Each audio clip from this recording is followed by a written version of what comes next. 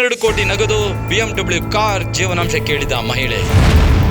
Court ಕಟಕಟೆಯಲ್ಲಿ ನಿಂತ ಮಹಿಳೆಗೆ ನೀನು ದುಡಿದು ತಿನ್ನಿ ಕೋರ್ಟ್ ಕ್ಲಾಸ್.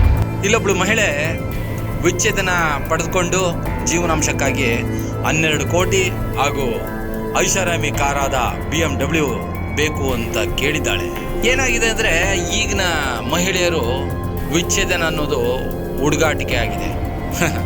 ಏನೇ ಆಗಲಿ ಮಹಿಳೆಯರು ಈ ರೀತಿ ತುಂಬ ದುಡ್ಡಿನ ಆಸೆಗೆ ಬಿಡೋದು ಬಹಳ ಹೆಚ್ಚಾಗಿದೆ. ಇದೇನಾಗಿದೆ ಅಂದರೆ ಕೇವಲ 18 ತಿಂಗಳ ದಾಂಪತ್ಯ ಬಳಿಕ ವಿಚ್ಛೇದನ ಪರಿಹಾರವಾಗಿ ಮಹಿಳೆ ಕೇಳಿದ್ದು ಏನಂದರೆ 12 ಕೋಟಿ ನಗದು, ಓಡಾಡೋಕ್ಕೆ ಒಂದು ಐಷಾರಾಮಿ ಕಾರಾದ BMW ಕಾರ್ ಹಾಗೂ ಮುಂಬೈನಂಥ ನಗರದಲ್ಲಿ ಒಂದು ದೊಡ್ಡದಾದ ಮನೆ. ಇಷ್ಟನ್ನು ಕೇಳಿದಾಳೆ. ಈ ಪ್ರಕರಣದ ಕೇಂದ್ರ ಬಿಂದು ಒಬ್ಬ ಮಹಿಳೆ. ಈ ಮಹಿಳೆ ವೃತ್ತಿಪರ ಹಾಗೂ MBA ಪದವಿದ್ದಾರೆ. ಏನಾಗಿದೆ ಅಂದರೆ ಇವಳು ಮದುವೆಯಾಗಿ ಕೇವಲ 18 ತಿಂಗಳಾಗುತ್ತೆ. ಅಷ್ಟರಲ್ಲಿ ಗಂಡ ಹೆಂಡತಿ ನಡುವೆ ಜಗಳ ನಡೀತಾನೇ ಇರುತ್ತೆ. ಈ ಜಗಳ ಏನಾಗುತ್ತೆ ಅಂದರೆ ಅತಿರೇಕಕ್ಕೆ ಹೋಗುತ್ತೆ. ಪತಿ ಜೊತೆ ವಿಚ್ಛೇದನ ಹಂತಕ್ಕೆ ತಲುಪುತ್ತೆ. ಪತಿಯಿಂದ ಬೇರ್ಪಟ್ಟ ನಂತರ ಅವಳೇನು ಮಾಡ್ತಾಳೆ, ಜೀವನಾಂಶಕ್ಕಾಗಿ ಒಂದು ಪ್ರಕರಣನ ಹಾಕ್ತಾಳೆ, ಅಂದರೆ ವಿಚ್ಛೇದನ ಪ್ರಕರಣ. ಈ ಪ್ರಕರಣದ ವಿಚಾರವಾಗಿ ಏನಾಗುತ್ತೆ ಅಂದರೆ ಸುಪ್ರೀಂ ಕೋರ್ಟ್ ಮೆಟ್ಟಿಲೇರಿದ ಈ ಪ್ರಕರಣ.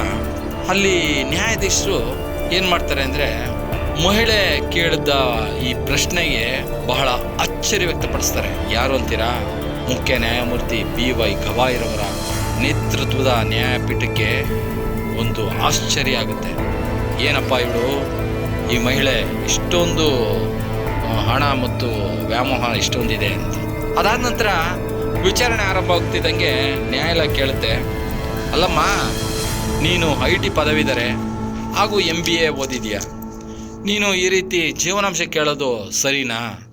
ಅದರಲ್ಲೂ ಕೂಡ ನೀನು ಬುದ್ಧಿವಂತೆ, ಈ ರೀತಿ ಕೇಳಬಾರ್ದು. ಏನೇ ಆದರೂ ನೀನು ದುಡಿದು ತಿನ್ನಬೇಕು, ಅದರಲ್ಲೂ ಕೂಡ ಕಷ್ಟಪಟ್ಟು ನೀನು ಸಂಪಾದನೆ ಮಾಡಿ ನೀನು ಕಾಲು ನಿಂತ್ಕೋಬೇಕಣಮ್ಮ ಅಂತ ಹೇಳ್ತಾರೆ.